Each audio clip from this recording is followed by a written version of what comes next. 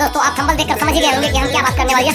आज भोजपुरी में आपका स्वागत है फ्रेंड। खेसारी लाल यादव इस समय क्यों गुस्सा में हिट हमारे वीडियो के साथ में बने रहिए। वो गंदा गाना आपको भी हम सुनाएंगे फ्रेंड, जरूर सुनाएंगे। ट्रेंडिंग कहे जाने वाले भोजपुरी के स्टार खेसारी लाल यादव की बेटी के ऊपर एक बहुत अभद्र तरीके से गाना गाया जा रहा है। जबकि खेसारी भैया ने ऐसा नहीं गाया था टेंगे टेंगे सॉन्ग में, लेकिन मिथुन कुशवाहा को किसी ने चढ़ाने या बहकाने फुसलाने में ऐसा गाना गवा दिया गंदा कि खेसारी भैया इसमें ज़्यादा गुस्से में है और जो कदम नहीं उठाने को वो कदम उठा रहे हैं।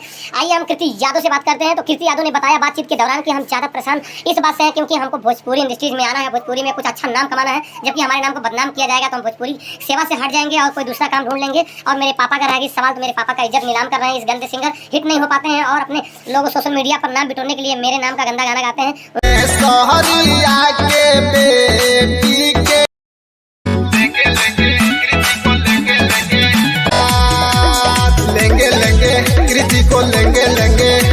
की बहन बेटियों जैसा भी मेरा ही इज्जत है।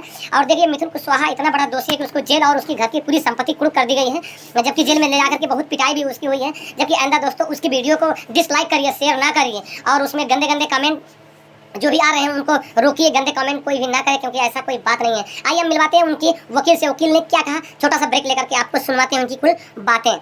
एमसी सॉन्ग में क्या खेसारी भैया को इतना गंदा गाना सुनकर बर्दाश्त होगा? आइए हम आपको सुनाते हैं, आपको भी बर्दाश्त नहीं होगा इतना गंदा गाना जो मिथुन कुशवाहा ने गाया है। तो आप गाना सुनने के लिए बने रहिए हमारे चैनल के साथ में। इनकी बात को ध्यान से सुनिए, खेसारी की ये वकील क्या कह रहे हैं। अब सारे लोगों का पर्दाफाश होगा और पिछले बार तो 2 लोग ही जेल गए थे। इस बार देखिएगा कि पूरे 10 लोगों की टीम माने जो है लिस्ट बन रही है। जो लोग साजिश से सारे चीज का पर्दाफाश होगा और सभी लोग एक एक करके चक्की पीसते हुए नहीं आएंगे। ये आपको गाना वगैरह का जो दिख रहा है वो दरअसल वो गाना और फेमस होने की बात तक सीमित नहीं है। वो गाना एक साजिश के तहत किसी लड़के को